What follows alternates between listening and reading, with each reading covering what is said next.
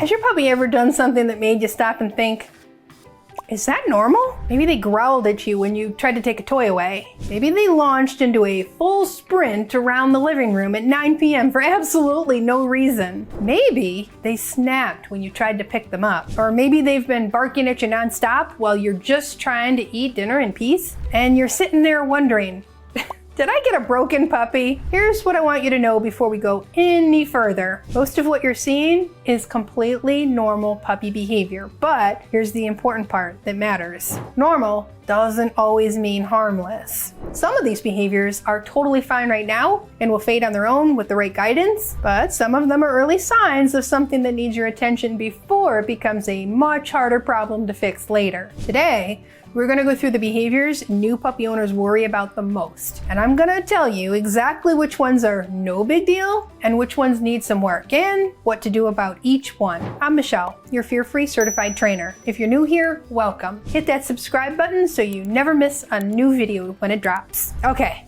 Let's get into it. Behavior number 1, biting and mouthing. Let's start with the one that gets the most people. Yes, your puppy bites a lot. Hands, ankles, shoelaces, the back of your legs when you walk away. And you're wondering if you have an aggressive puppy on your hands. All right, here's the truth.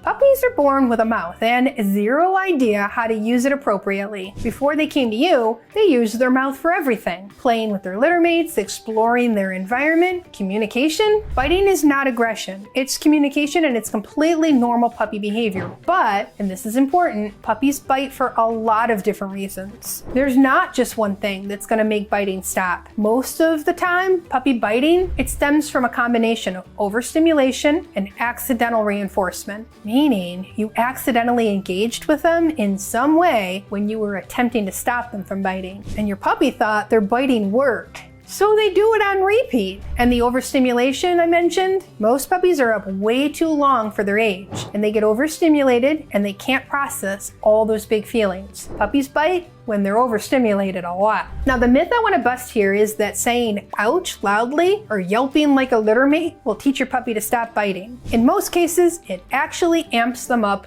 more. What actually works is redirecting to appropriate outlets, managing the environment so biting opportunities are reduced, and being really consistent about what gets your attention and what doesn't. Also, make sure your pup doesn't stay up past their recommended wake windows, but instead gets appropriate amounts of sleep. This is going to help a ton. Comment planner if you want to grab my free resource that outlines the sleep requirements and wake windows based on your pup's age. Now, biting that is getting more intense, not less, over time, is worth paying closer attention to. Inside my online puppy perfection program, we have a full PMET, P-M-E-T, PMET plan for biting inside our Ultimate Behavior Buster course. And it's going to walk you through prevention, management, enrichment, and training specifically for this issue. So you're going to have a real game plan, not just a quick fix. And you can comment course below and I'll share the link so you can check out everything inside the program. Behavior number 2, the zoomies.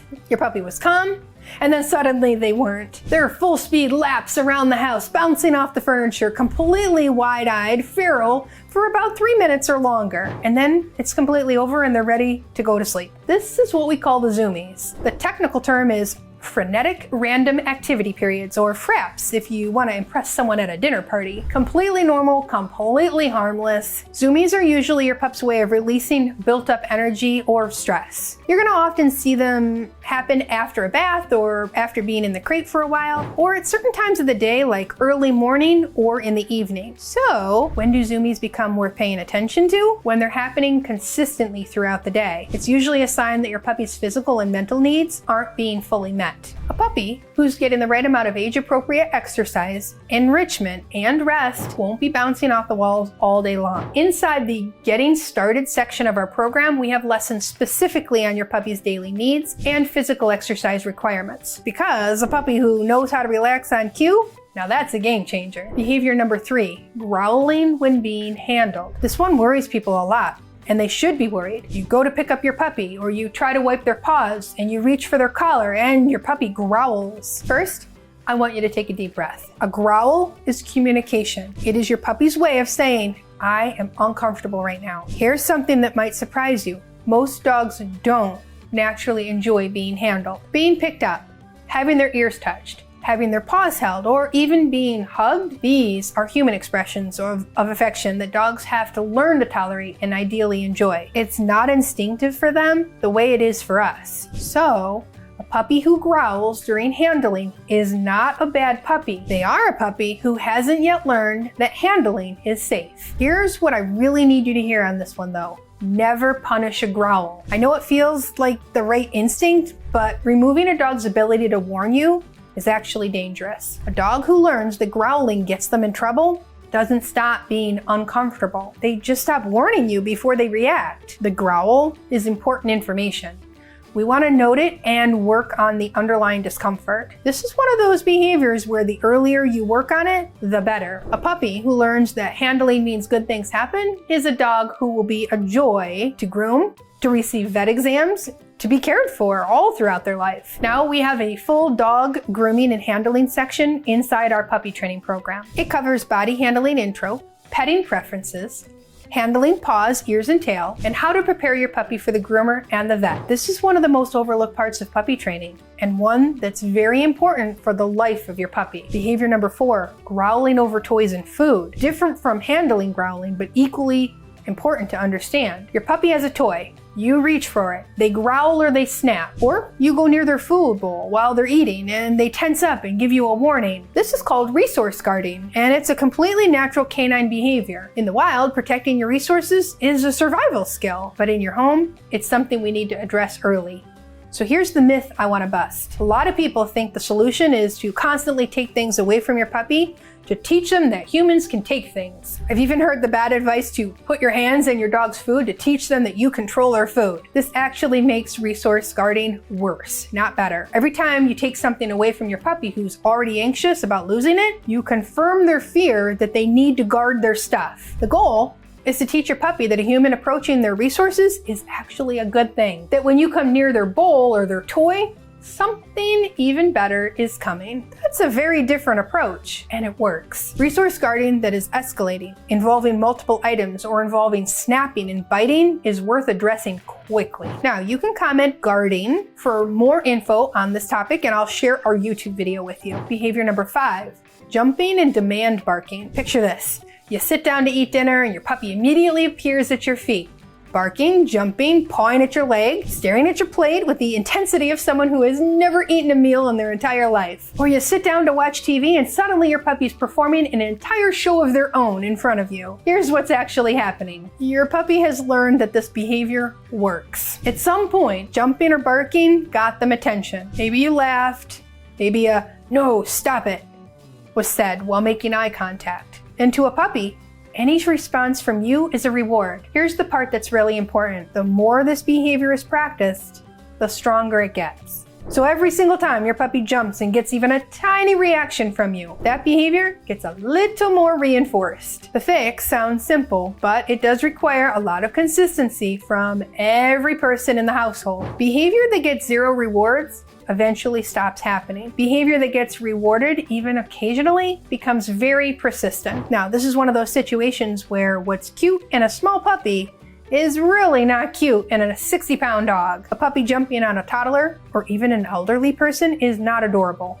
It's a liability. We have a PMET plan for both of those, jumping and barking, inside the Ultimate Behavior Buster course, including a 4 on the floor game that teaches your puppy exactly what behavior does get your attention. Behavior number 6, chewing everything in sight. Your shoes, your furniture, your kids' toys. The corner of your baseboard that you didn't even know was interesting until your puppy found it. Chewing is a 100% normal puppy behavior. Puppies explore the world with their mouths. They are teething, which means chewing feels good and provides relief. So the behavior itself is not the problem. The problem is when puppies don't have appropriate outlets for that chewing need, so they create their own. The myth here is that puppies chew out of spite or to get back at you for leaving. They don't. They chew because chewing is self-rewarding and it feels good and it meets a real need. Our job is to make sure the right things are available for them to chew and that access to the wrong things is managed. A frozen-filled Kong or a Westpaw Tapple,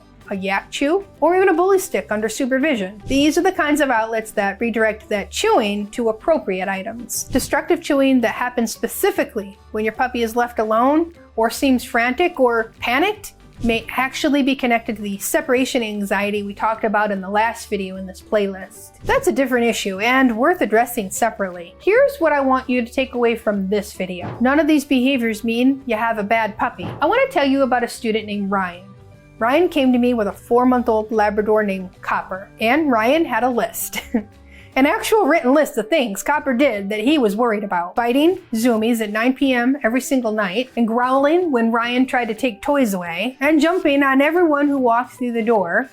There was counter surfing and stealing socks. Ryan was convinced something was seriously wrong with Copper. When I looked at his list, I had to laugh a little. Not at Ryan, but because what he handed me was basically a checklist of all completely normal 4-month-old Labrador behavior. Every single thing on the list was fixable.